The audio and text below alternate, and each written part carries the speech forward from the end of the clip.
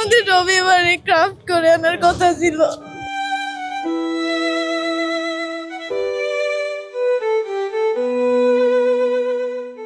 আমার সাথে রোদেলার খুবই ভালো সম্পর্ক ছিল। ও আমাদের শাইন স্কুলে ক্লাস 6 থেকে ও আমাদের স্কুলে পড়ছে।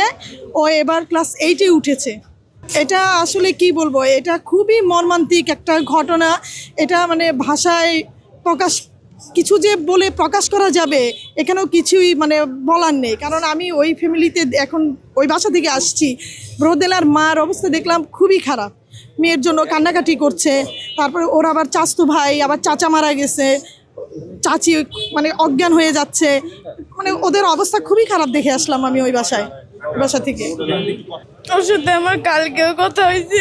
আমাদের রবিবারে ক্রাফট করে আনার কথা ছিল। আমি কিছু বলতে পারবো না। আমার খুব ভালো একটা ফ্রেন্ড ছিল। আমি যদিও বা নতুন, ক্লাস 8-এ।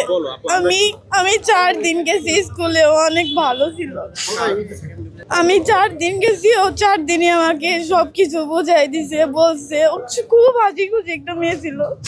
সব সময় হাসতো, সব সময় সবার সাথে কথা বলতো।